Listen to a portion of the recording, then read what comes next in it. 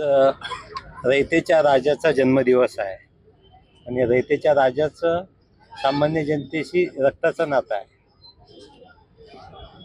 शासकीय अधिकारी कर्मचारी यांनी सुद्धा ही गोष्ट लक्षात घेतली पाहिजे. जर आपण शिवाजी महाराजांना आदर्श मानत असू, त्यांच्या राज्यकारभाराप्रमाणे राज्यकारभार करण्याची आपली मनीषा असेल, तर आपण आणि रयत याच्यामध्ये रक्ताचं नातं निर्माण झालं पाहिजे. आणि हे रक्ताचं नातं निर्माण होत असताना आज मी दिलेलं रक्त आहे ते मला माहीत नाही ते कुठल्या हिंदू, मुस्लिम, दलित बांधव कुणाला जाणार आहे. ते जिथे कुठे जाईल त्याचं आणि माझं रक्त एकसारखंच असणार आहे.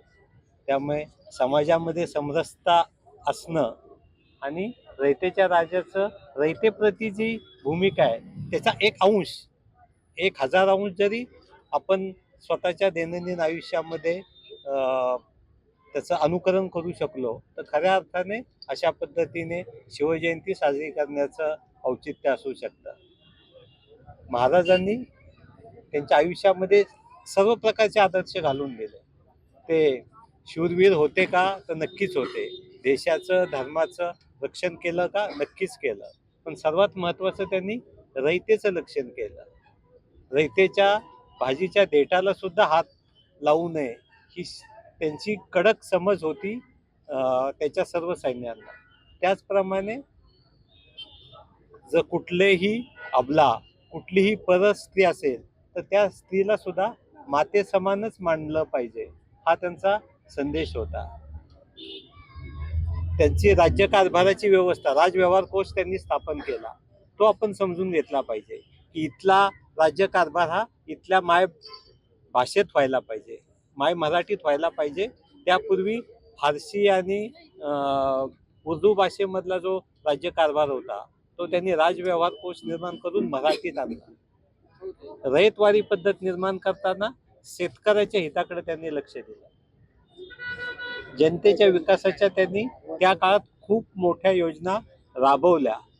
म्हणजे दुष्काळ असेल किंवा ज्या वेळेला शेतकऱ्याला अडचणीत तो असेल तेव्हा सरकारातून बियाणं द्यायची पहिली भूमिका त्यांनी मांडली. याच्यामध्ये जे शासन आणि रयत याच्यामधले जे मधले तत्कालीन दलाल होते त्यांना त्यांनी बाजूला सारलं. सरंजामशाही पद्धती संपुष्टात आणून जनता आणि राजा हा एकत्र आला, म्हणून त्याला रयतवारी पद्धती म्हणतात. महसुलाची रयतवारी पद्धती त्यांनी निर्माण केली. शककर्ता तो राजा होता आणि सामान्य जनतेसाठी स्वराज्य निर्माण केलं होतं. ते स्वतःसाठी नव्हतं, सामान्य जनतेसाठी. ज्या ठिकाणी सर्व जाती धर्माचे लोक किंवा महिला असतील, बालक असतील, सगळे सुरक्षित कसे राहतील ही त्यांची भूमिका होती. आणि त्या भूमिकेतून त्यांनी राज्य केलं. म्हणून आज 400 वर्षानंतरही त्यांचा आदर्श आपण सर्व घेतो. त्यांचा आदर्श आपण एक दिवस न घेता 365 दिवस घ्यायला पाहिजे. आणि राज्य व्यवहारात किंवा दैनंदिन आयुष्यात त्यांचं जे चारित्र्य होतं त्याचं पालन आपण करायला पाहिजे. प्रतिमा पूजन हे एका बाजूला आहे. केवळ प्रतिमा पूजन करून भागणार नाही, तर त्याच्या जोडीला त्यांचा जो विचार आहे, त्यांचं जे कर्तृत्व आहे त्याचं दफन किंवा त्याचं दहन होता कामा नये. प्रतिमा पूजनाच्या बरोबरच त्यांनी मांडलेला विचार आणि त्यांचं कर्तृत्व याचंही संरक्षण आपण केलं पाहिजे, त्याची जोपासना केली पाहिजे. तर खऱ्या अर्थाने शिवजयंती साजरी केली असं होईल. युवकांसाठी माझा हाच संदेश आहे की त्यांनी महाराजांचं संपूर्ण आयुष्य तपसावं. त्या पिरियडमध्ये ज्या ज्या पद्धतीचे त्यांना आव्हानं होती ती सर्व आव्हानं त्यांनी समर्थपणे पेलली. आजच्या युवकांनी सुद्धा महाराजांचा आदर्श जर ठेवला तर शून्यातून ते नक्कीच जग निर्माण करू शकतात, शून्यातून सृष्टी निर्माण करू शकतात. ती त्यांनी निर्माण करावी आणि समाजाप्रती, रयतेप्रती, आपल्या कुटुंबाप्रती आणि देशाप्रती आपण समर्पित राहायला पाहिजे, राष्ट्रनिष्ठा राखली पाहिजे. आणि सर्वात महत्त्वाचं आपल्या मातेचा, आपल्या पित्याचा आदर राखणं. तो तुम्ही जेव्हा राखता तेव्हा नक्कीच बाकी सर्व गोष्टींचा आदर्श तुम्ही राखू शकता. तुमच्यासाठी तुमचे माता पिता हेच देव आहेत. त्यांच्याशी आपलं वर्तन हे नेहमी कसं असावं ते महाराजांच्या आयुष्यातून शिकायला पाहिजे आपण.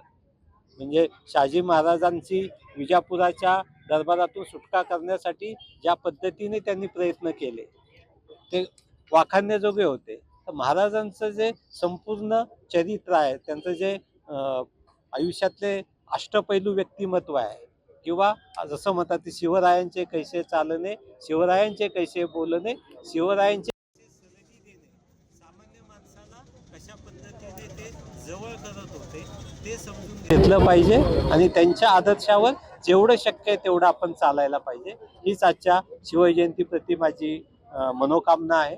आपण आणि आज मी या ठिकाणी रक्तदान करू शकलो, मला खूप अभिमान आहे.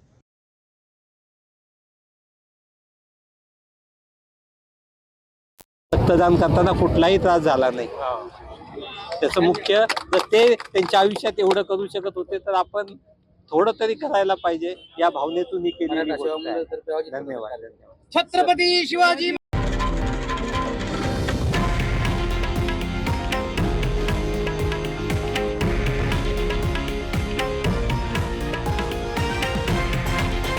हे आहे देशातील नंबर 1 न्यूज नेटवर्क आणि आपण पाहत आहात TV9 मराठी, एकमेव.